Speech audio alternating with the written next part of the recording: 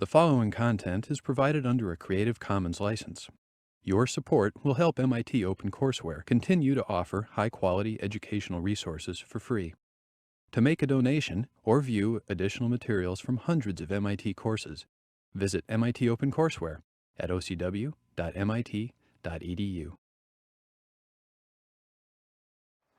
So today we're going to talk about relations. We're going to talk about partial orders. Wow, this is loud. Can you put it a bit softer? So we're going to talk about relations, partial orders, and then parallel task scheduling. So, well, we start out with a few definitions, as usual. And through examples, we will explain what we're talking about here. So, what about relations? Well, relations are a very simple definition. A relation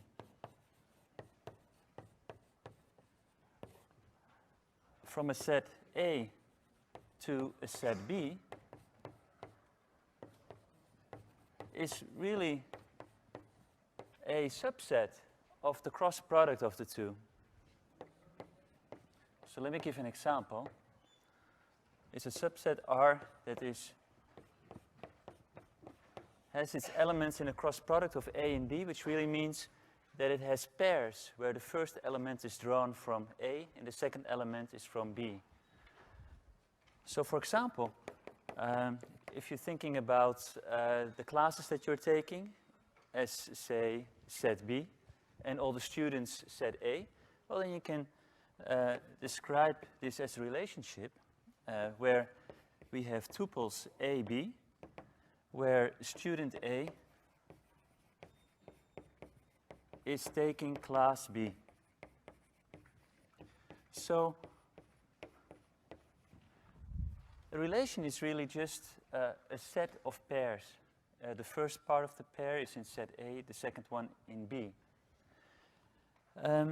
Now we will use different notation for indicating that a pair is in this subset.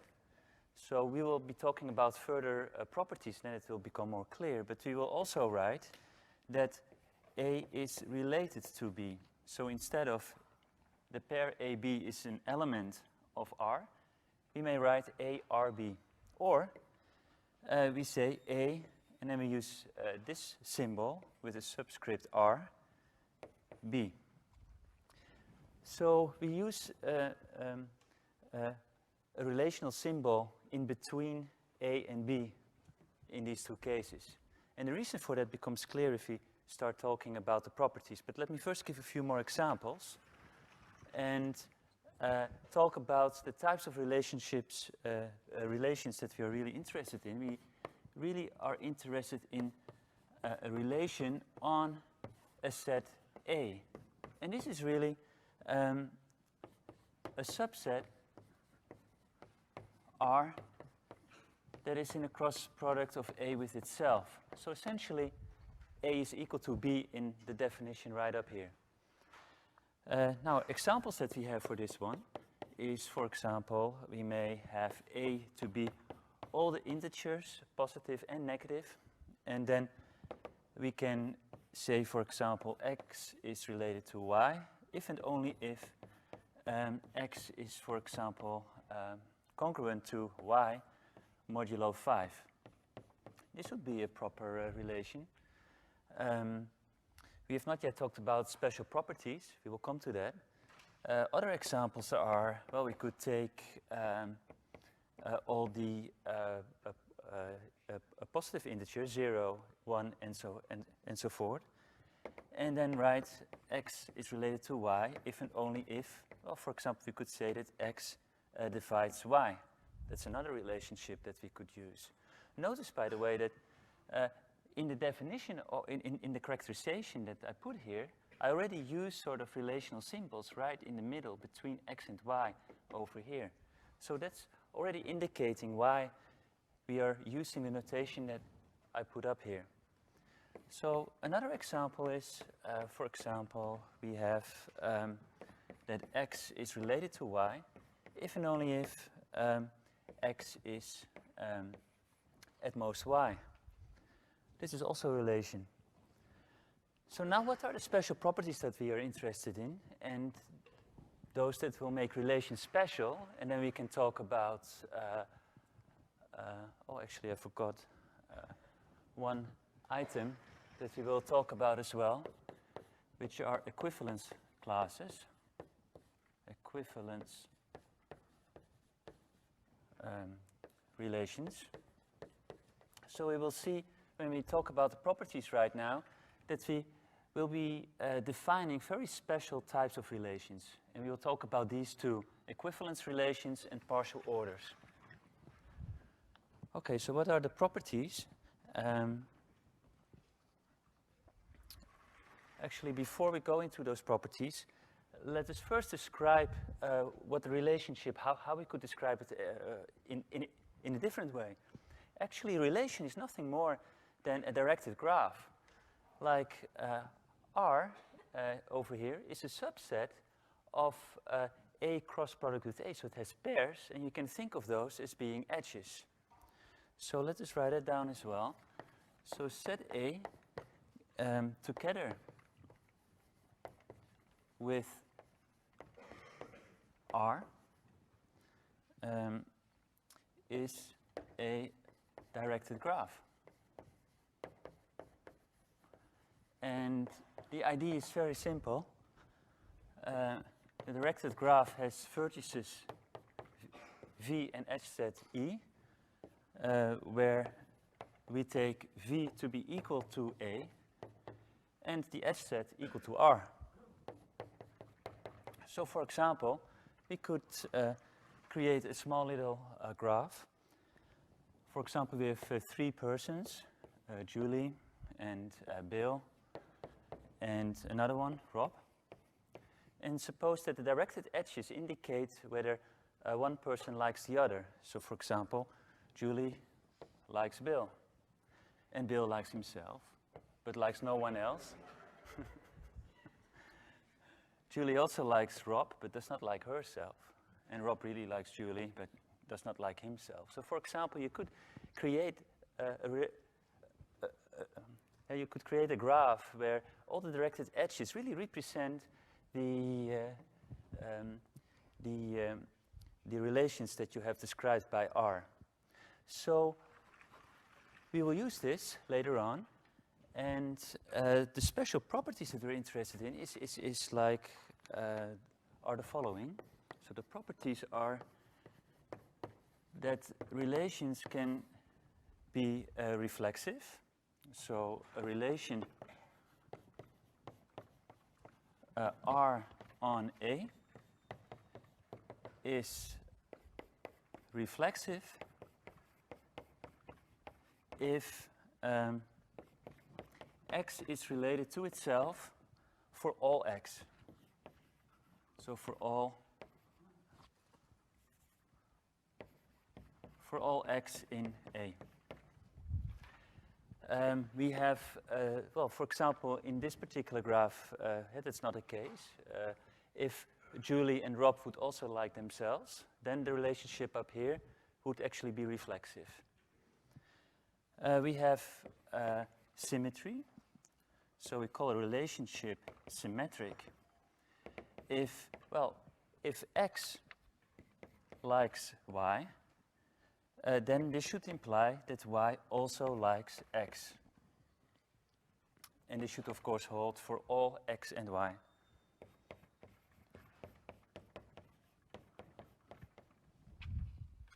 We have a property that we call antisymmetric,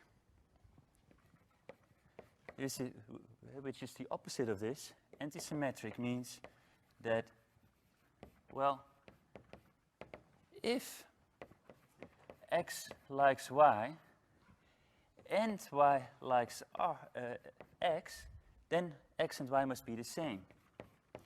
So this really means that it's not really possible to like someone else and that someone else also likes X. Because according to the antisymmetric property, that would then imply that X is actually equal to Y. So these two definitions are opposite from one another. And the final one that we're interested in is transitivity. So let's transitivity. So relationship is transitive if x likes y and y likes z, then x also likes z. So let's have a look at these few examples and see whether we can figure out what kind of properties they have. So let's make a table. And let's first consider the x is congruent to y modulo 5. And next, divisibility, and the other one is less than or equal to. So, are they reflexive is the first question. And then we want to know whether they're symmetric and antisymmetric and transitive. So, what about this one over here? So, can you help me figuring out whether they're reflexive and symmetric or antisymmetric and transitive? What kind of properties does this one have? So when we look at x is congruent to y modulo 5, it really means that the difference between x and y is divisible by 5. So is it reflexive? Is x congruent to x modulo 5? It is, right? That's easy, so we have yes. Now, if x is congruent to y modulo 5, is y also congruent to x modulo 5? It is, right? Because the difference between x and y is divisible by 5 and it stays the same. And so y is congruent to x as well. So it is symmetric. Now what about antisymmetric? If x is congruent to y modulo 5 and y is congruent to x modulo 5, does that mean that x is equal to y? Can you? It's not really true, right? You can give a counterexample for that.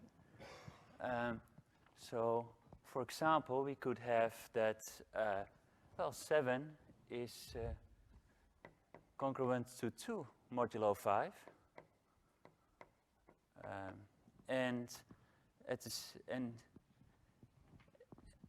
Well, 7 is congruent to 2 modulo 5 and 2 is congruent to 7 modulo 5, but they're not the same. So this is not true. No. What about transitivity? Is this true? So let's consider this example as well. So if I have that 2 and 7 are congruent to one another modulo 5, well, 7 is also, for example, congruent to 12 modulo 5. Does it mean that 2 and 12 are congruent to one another? So we have 2 is congruent to 7 modulo 5. We have, say, 7 is congruent to 12 modulo 5. Well, we can look at the difference between 2 and 12, which is 10, is also divisible by 5. So actually this does imply that 2 is congruent to 12 modulo 5. Now this is of course not a proof, because this is just by example, but you can check it for yourself that this relationship is actually transitive. Now what about divisibility? Maybe you can help me with this one. So is it reflexive? It is, right? I hear yes. That's correct, because if x and y are equal to one another, well, x is 1 times x, so x divides x, so that's true. Is it symmetric? So if x divides y and y divides x, so let's see, we are over here. So if x divides y, does that imply that y divides x? That's the relationship that we want to check. Is that true? Not really, right? We can have, like, say, 3 divides 9, but 9 does not divide 3. So this is not true. But antisymmetry. So if x divides y, and also y divides x, then they must be equal to one another. So we can have, we can see that this actually is antisymmetric. So that's interesting. And transitivity, well, we have, again, transitivity because hey, if x divides y and y divides z, then x also divides z. For example, if 2 divides, say, 4 and 4 divides 20, then 2 also divides 20. Now this one over here has actually the same properties as divisibility. It's reflexive because x is at least equal to itself. It's symmetric. It's not symmetric because if x is at most y, it does not really imply that y is at most x. So this particular relation does not hold in general. But it is again antisymmetric because if I have this inequality and the other one, well, x and y must be equal to one another in that case, and transitive as well. Now it turns out that in these examples we have seen like a certain combination of properties that we will be talking about. The kind of combination that we see here will lead to a definition of equivalence classes, equivalence relations, and this is also a very usual pattern, and these we will define as partial orders. So this is what we are going to talk about next. So we'll first start with equivalence relations, and yes, so let's do this. What is an equivalence relation? An equivalence relation is exactly a relation that has those few properties over there. So it is reflexive, symmetric, and transitive. So an equivalence relation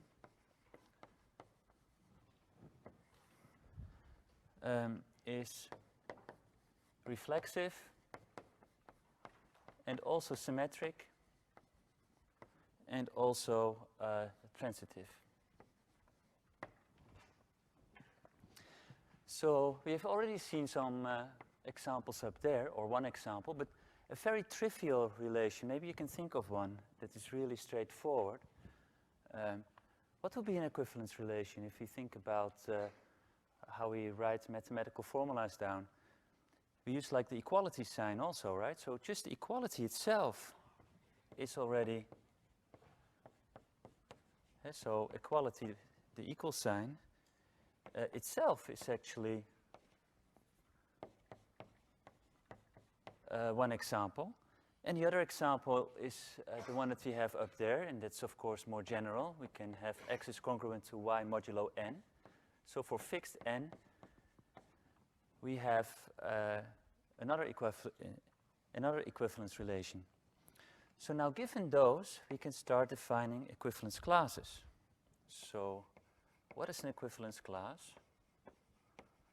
That's actually everything within that class is related to itself. So the equivalence class of an element x in A is equal to the set of all the elements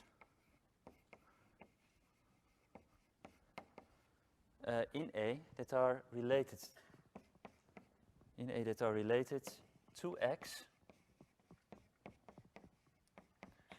by our relationship, by our relation R. So we denote this equivalence class. So this is denoted by x with brackets around it. So let's put it into a formula and then give some examples. So the formula for this in mathematics would be the set of all the y such that x is related to y. So as an example, we can do the one that we started off with. So let's again look at x is congruent to y modulo 5.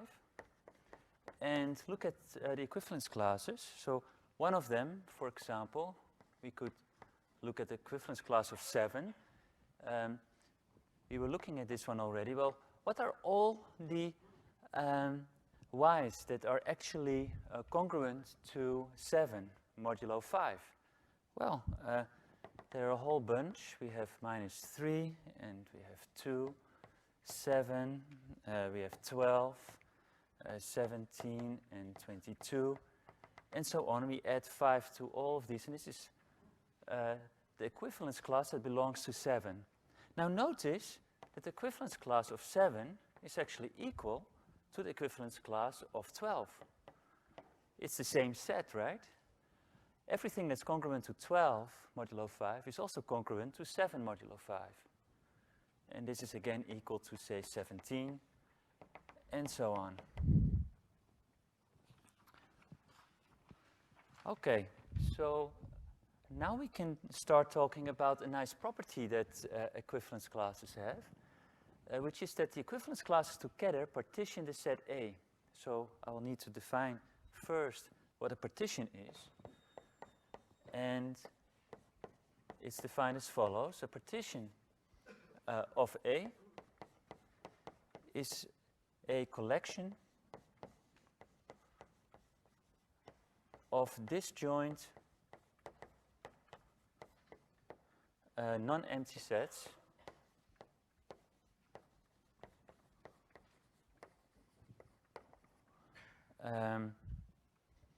non-empty sets A1 up to AN, and they are all subsets of A, and the union of all of those is actually equal to the set A. So whose union is A. So let's have a look again at this example and see whether we can figure out what the equivalence classes are. So the example is, well, we can have everything that is actually a multiple of 5. That's one class. So we have -5, 0, 5, 10, and we go all the way up. Another equivalence class is, well, we just add 1 to each of those elements here. So if -4 is congruent to 1 modulo 5, is congruent to 6 modulo 5, congruent to 11, and so on. And so we can continue, and we actually see that we have -3 is congruent to 2, to 7, to 12, and so on. It's the one we had up there. Another one is -2, 3, 8, 13, and we have -1, 4, 9, 14, and so forth. So these are all the equivalence classes, because now we loop around. If we add one more to -1, we get 0. So we get 0, 5, 10, 15, and so on. And that's exactly the same class as this one. So we see that for this particular example, we notice that these equivalence classes are a partition of all the integers. It turns out that this is a general property, and we're not going to prove this. That's pretty straightforward, so you should actually think about it yourself. Let's keep this up here and take this out.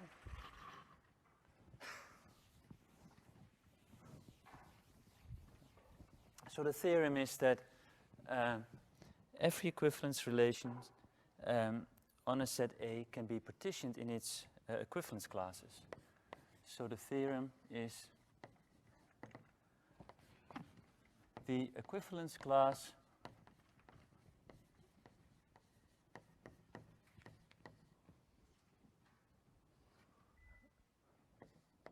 of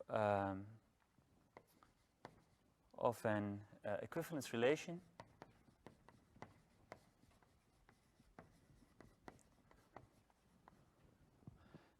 on a set A form a partition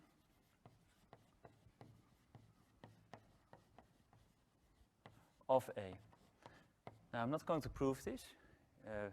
It's actually really straightforward, and you should really look at this and see that you can prove this with the properties, the property definitions, and the definition of an equivalence relation. So this is so far as we go with equivalence relations. So now we will continue with partial orders. Again, we go through a few definitions, and then at some point we'll be able to prove a few interesting properties. So let's talk about partial orders. So notice that we have shifted now from, in this diagram over here, in this table, from this pattern that we were first interested in. Now we go to partial orders, and the difference is going to be that we do not have symmetry, but we do have antisymmetry. And that brings out a whole different structure. So a relation is and between brackets I put here weak. I'll explain in a moment why I do this. It's a weak partial order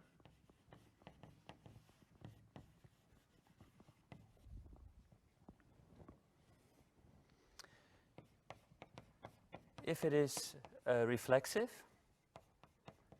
and antisymmetric and transitive.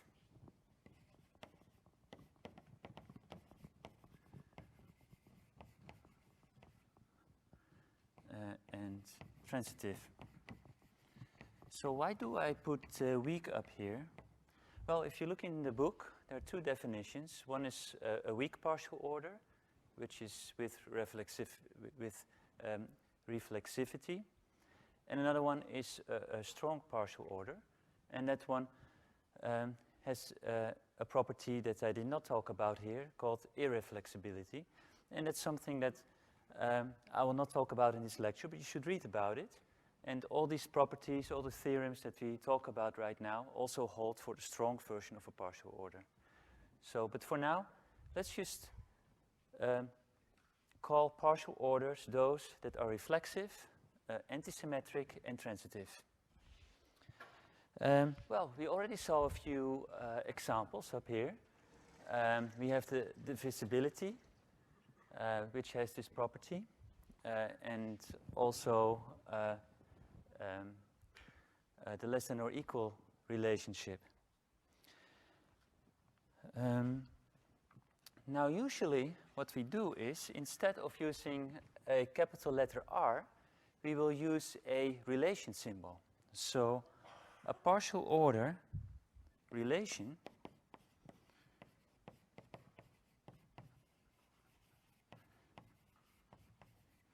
is denoted differently, is denoted with something like that, instead of R. Now the reason for that is because we actually will show that there's a partial order, so that we do not really, so this name does not come by itself. It turns out that we can give an order to or a ranking to the elements. One element is less than another, and so on. So let's keep this over here and change up here. So an example that we will talk about in a moment, but first let me introduce some more notation. So we call A, the pair A with its relationship symbol, is actually called a partially ordered set.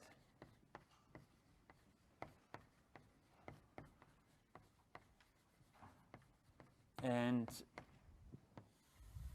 we also abbreviate this by calling it a PO-set. Now, in a PO-set, again, can be described by means of a directed graph. So we can do that as well. So a PO-set is a directed graph such that it has the vertex set A And the edge set is defined by the relationship. So, and the edge set is actually this thing. Notice that in our definition, this is actually a set, right? It's still a set. It's a pair. It's a set of tuples, pairs, and we can again create a directed graph by using this. So nothing has changed, but for posets, we can actually create a more sort of easier to read sort of representation, which we'll call a Hesse diagram, and which is also a graph. And let me give an example to explain how that works. So I think we can take this out. So the example is, imagine that a guy is going to dress up for something very formal. So how does he start out? So let's have as vertices in the graph, in this diagram, or the elements of A, is going to be all his, the items that he will start to put on and start wearing. So his pants, shirt, and so on. So, okay, let's have a look. So what do you start off with? Well, maybe your underwear would be a good idea. So this could be a first item that you want to put on. So let's have the relation that we are interested in to be one where we say, well, I first need to put on my underwear, and only after that I can put on my pants, for example. So that makes sense too. And since I'm doing something very formal later on, I better first put on my shirt, because I like to tuck that into my pants. But it's not really necessary to first put on my underwear or first put on my shirt. I can do either of the two. So we're getting sort of a, you know, I don't care so much. I want to put on a tie, put on a jacket as well. And after the pants, I need to put on my belt. But I like to finish all that before I put on my jacket. And I also have my right sock that I like to put on. And if I need to do this first before I put on my right shoe. That makes sense. And I definitely like to finish putting on my pants before I put on my shoes. So let's have a preference relationship over here as well. But I do not really care, actually. I can put on my socks first, and then my underwear, and then my shirt. I don't mind so much. I also have my left sock and my left shoe. And again, I like this to be preceded by putting on my pants. So this could be a relation, a sort of a description of a partial order. We call this a Hesse diagram, so let's talk about it a little bit. And then I will define what the official definition of this is. So let's first look at this. So this is a partial order. It means to represent a partial order. So it's reflexive. I mean, sort of before I need to put on the pants are related to themselves, so I put them on. Before I put on the underwear, before I put on the pants, I need to put on the underwear. But if I need to put on my belt after I put on my underwear, then also I know that I first need to put on my underwear before I put on my belt. So you have transitivity in this in this example. We have that it's also the other property is that it is antisymmetric. It's not true that I can first put on my right shoe and then my right sock. So we only have one direction over here.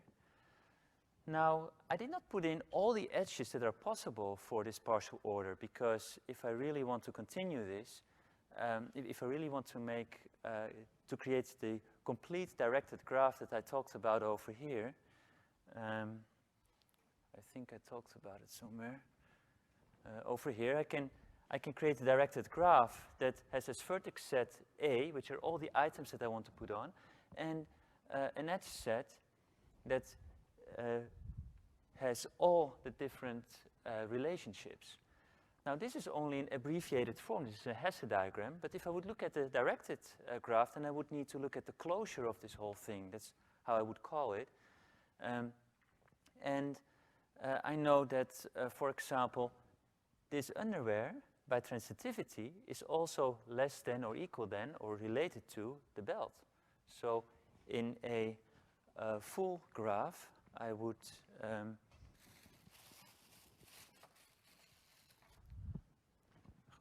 have another edge over here. And in the same way, I would have an edge from here to here. I would have an edge over here by transitivity. Also, I can see that the shirt goes before the pants, before the right shoe. So the shirt is also related all the way to the right shoe. And similarly to the left shoe. I also have that I have self loops in here. Like a tie is related to itself, and a jacket as well, and so forth. So I can put in all these extra edges, and as you can see, it's going to be quite a mess. That will be quite a mess. So the Hesse diagram is a much nicer visual interpretation of what's going on. So let's define what this really is. And then we can continue with some nice properties of this structure. Okay, so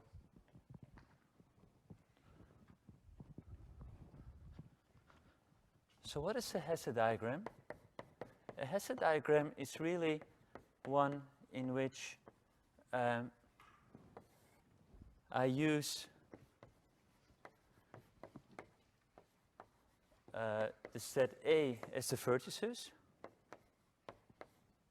So it is a directed graph, a different one from than the one that we talked about up there. So it's a directed graph in which we have the vertex set A, but the edge set is a little bit different. So it is the edge set that corresponds to this, but we subtract a whole bunch. First of all, we remove all the self loops that we have. So minus all the self loops. And we also take out all the edges that are implied by transitivity.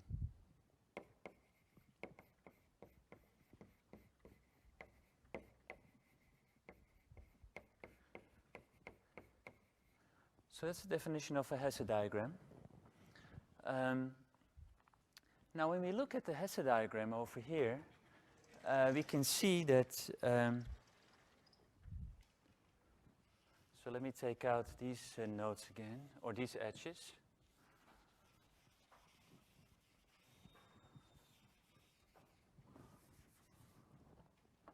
So looking at this Hesse diagram, you really see a nice structure in there. It seems like we can talk about smallest elements, like a shirt is like a small element. It's sort of less than or equal to, if you think about this as representing that, than the tie and the jacket and the pants and the right shoe and so on. So you can see a clear order in this particular graph. So let's have a look at this. When I look at this graph, I also do not see any cycles, right? I do not see that the shirt is less than or equal to the pants, is related to the right shoe, and then is related to itself again. So I do not see any cycles. And this turns out to be a general property of posets, and that's what we are going to prove next. So let's do that over here.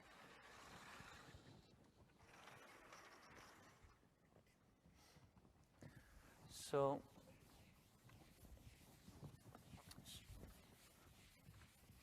we see that there are no cycles, and that's a general property. So the theorem is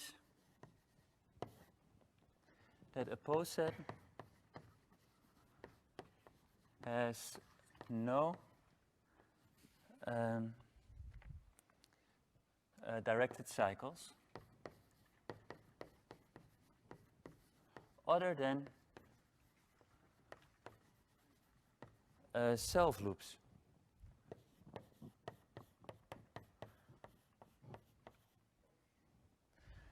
Now notice that this property is really necessary to have a proper representation by using a Hesse diagram, because otherwise, if you have a big directed cycle, then the edges are sort of, only one of those edges would be part of the Hesse diagram, and all the others are implied by transitivity, sort of. And that is getting a little bit messy, because then we do not really have a unique representation. But luckily, there are no directed cycles. So how do we prove this? Well, let's do this by contradiction and see what happens. So suppose the contrary. So suppose that actually there exists an n at least 2, an integer at least 2. So at least n distinct elements, a1 all the way up to an, that form a cycle. So such that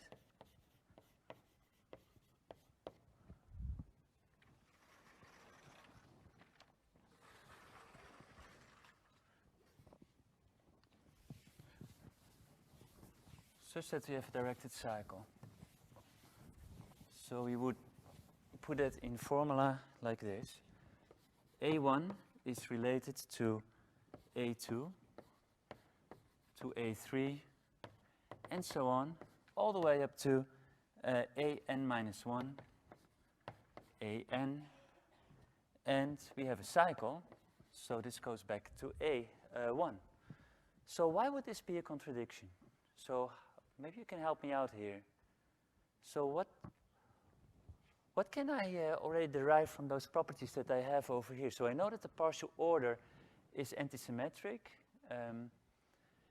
it is transitive, it's reflexive. So how can I get to a contradiction here?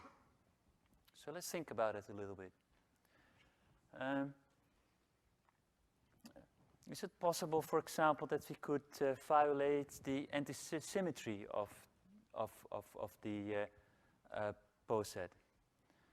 So can we find maybe two distinct elements such that, say, x is related to y and y is related to x, but you know, it's not true that x is equal to y. For example, if we have a very simple, if we have a very small cycle, say a1 is less than or equal to, is related to an, and then related to a1 again, well, then I would have that a1 is related to an, and an is related to a1. We should have that an is then equal to a1, but that's not true, because we assume distinct elements over here. So that seems to be an interesting idea. So maybe we can prove something of that type. So can we actually show that a1 is related to an? We can, right? What kind of property of a poset do we use here to make that happen? Yeah, I heard something vaguely, a mumble. Yeah, the transitive property. So how do we do it?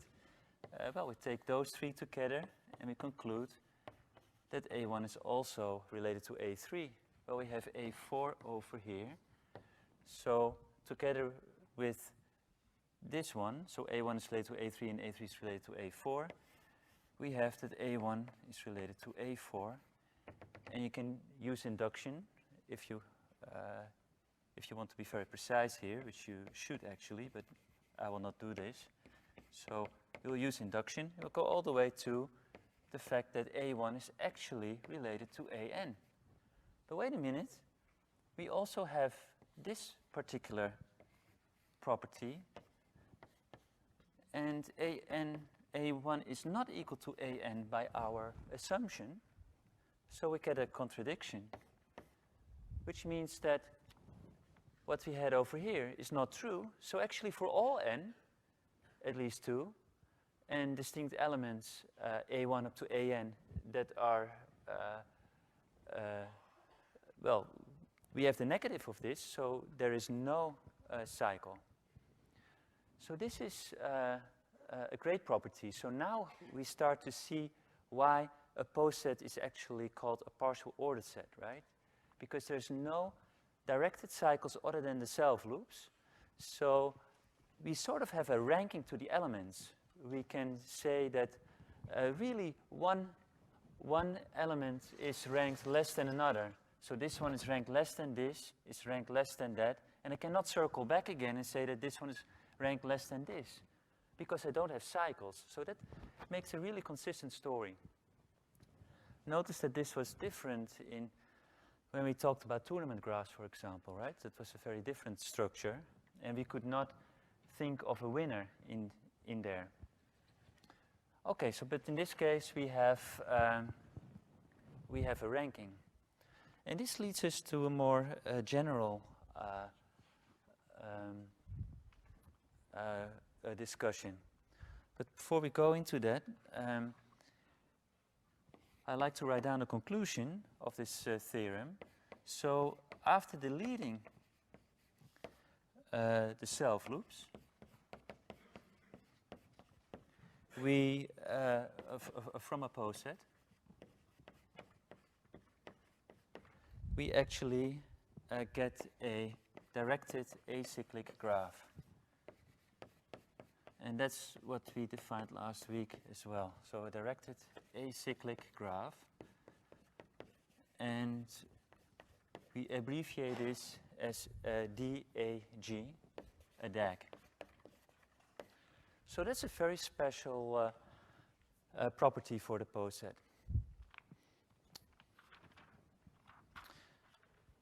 Now, a partial order has elements that cannot be compared, for example. Like in this case, these two have absolutely no relationship with one another. Even through transitivity, I cannot conclude that either the right sock is related to the underwear or the underwear related to the right sock. That makes it a partial order. It's possible that you have elements, pairs of elements, that are incomparable. So let me write this down.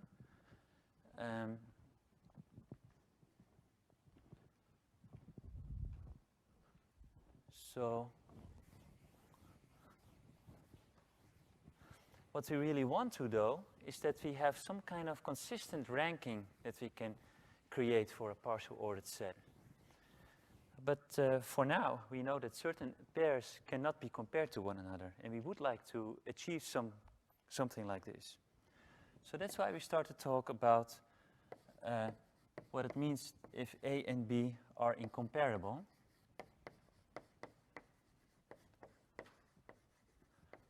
And this is if neither A is related to B or nor B is related to A. And we say that A and B are comparable. Well, if A is related to B or B is related to A. And now we can have a very special order, which we call a total order. In a total order,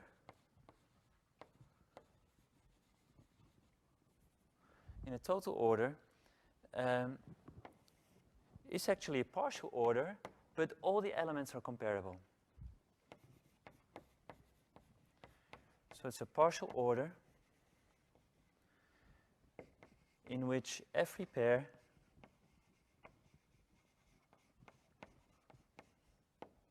of elements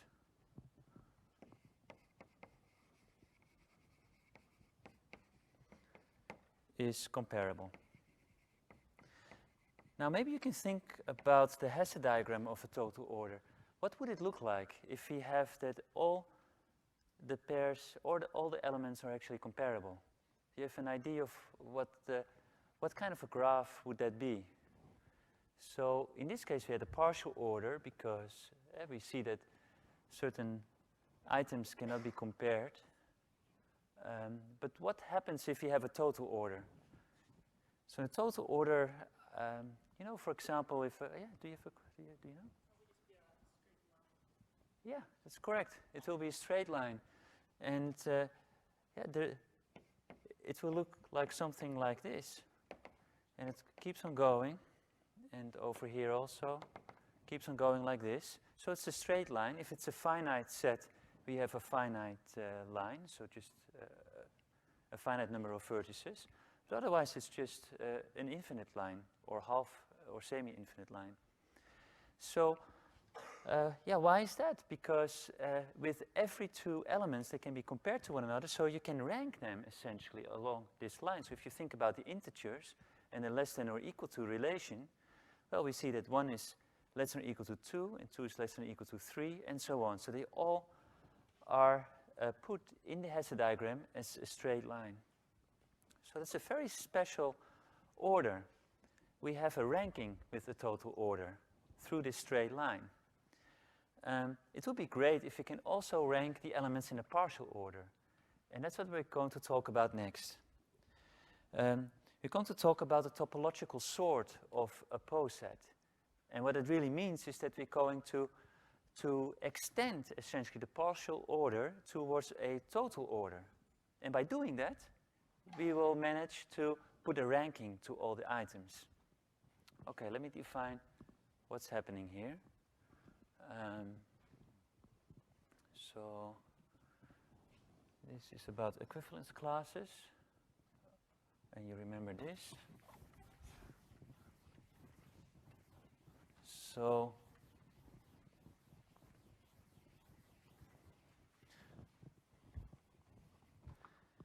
So what is a topological sort? So the idea is that a total order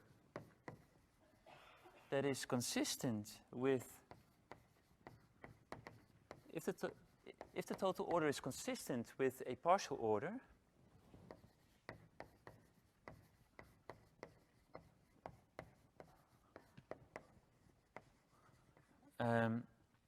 then it is called a topological sort. So let me redefine it again more formally. Topological sort.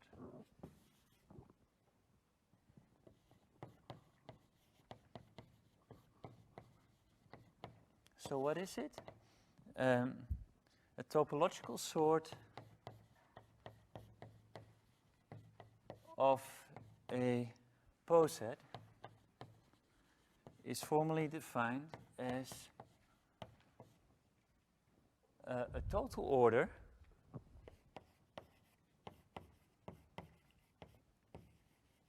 is a total order that has the same set of items, of elements A, but has a different relation that we will denote by a subscript T. And this is such that, well, the original relation is contained in the new one. Notice that these also denote sets, so that's why I can write it like this. So this set, that is defined by this relation, is a subset of this relation. So it simply means that if x is related to y, then it also implies that x is related to y in the total order. Okay, so we are interested in figuring out whether we can find such a topological sort. Is it always possible to do so?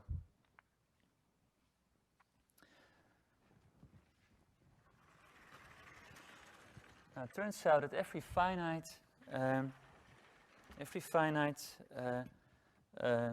poset actually has a topological sort, and we're going to prove this. And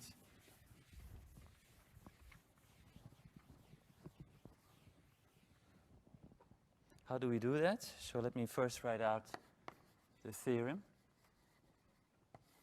The theorem is that every finite poset has a topological sort.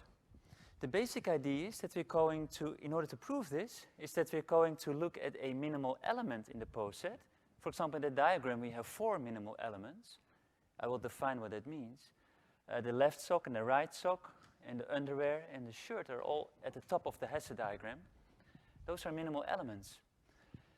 I just take one of them, take it out of the poset that I'm looking at. I will get a smaller poset, and recursively I'm going to construct my total order. So I have a total order on the smaller poset, and then I add the minimal element back to it, and then I get a total order for the whole thing. So essentially I'm going to use induction. And before I can do that, I'm going to first talk about what it means to have a minimal element, because that's what we need. So x in A is called minimal if it's not true that there exists a y in A which is different from x, but such that y is smaller than x. So there exists no other y in A that is smaller than x. Then, if that's true, we call x a minimal element. And in the same way, of course, we can talk about a maximal element. It's exactly the same, but at the very end, we will have the reverse, so x is related to y. Now, it turns out that not every poset has a minimal element, actually. So, as an example, we may consider the integers, the negative and positive numbers, and the less than or equal to relation. There does not exist a minimal element. You can always find a smaller element. So, it's not really true that every poset actually has a minimal element. It turns out, though, that in a finite poset, we do have a minimum element. And then we can start doing the proof by induction. So let's prove this, that every finite poset has a minimal element. So let's do that up here. Actually, we do need this theorem later on. So let's start out here. So the lemma that we want to prove is that every finite poset has a minimal element. And in order to do that, we're going to define what is called a chain. And a chain is a sequence of elements that are related to one another. It's a sequence of distinct elements such that A1 is smaller than A2, smaller than A3, and so on up to some AT. And the length of a chain we will denote by T. So this is going to be the length. So now let's have a proof of this lemma. And with that lemma, we will then be able to prove the theorem that we want to do on the topological sort. Okay.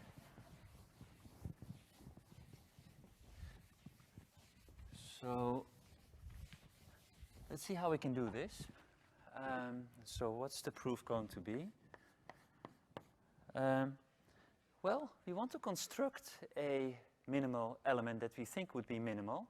And how are we going to do it? We're going to look at the chain that has the largest length, the maximum length. So let's let A1 related to A2 and so on to AN be a maximum length chain. Now I'm cheating here a little bit, because how do I know that such a chain actually exists? Does there exist a maximum length chain?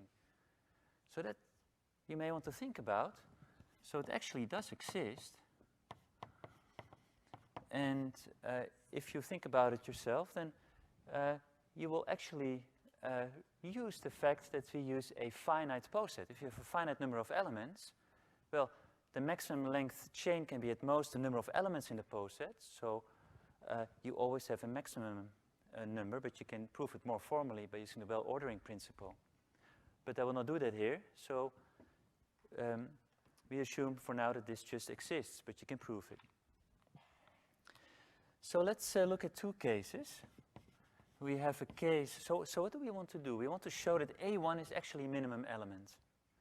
So let us consider any other element in the set.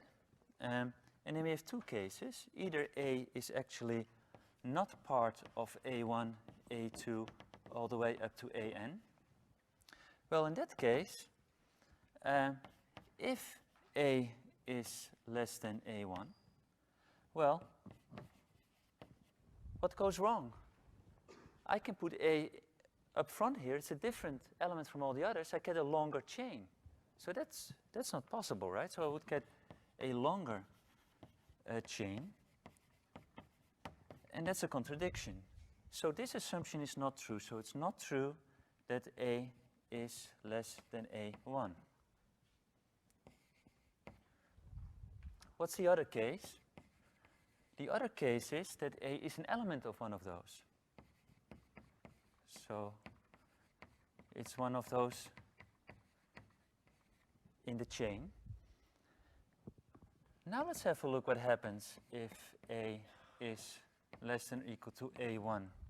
But wait a minute, if A is part of one of these, and A is less than or equal to A1, then I will have a cycle. A1 is less than or equal to A is less than or equal to A1, but we just showed in the theorem that there are no directed cycles in a poset.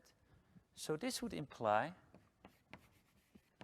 that we have a cycle, and according to the theorem up there, we have a contradiction. So also in this case, it's not true that A is less than A1. Now this is the definition of a minimal element. So let's have a look at this definition. We've proved now that that for every possibility, every possible item or element in set A, it's not true that A is smaller than that new element is smaller than A1. So A1 is actually a minimum element according to the definition. So A1 is minimal. That's what we have shown. So great, we have showed that there exists a minimum element. So this is the end of this proof.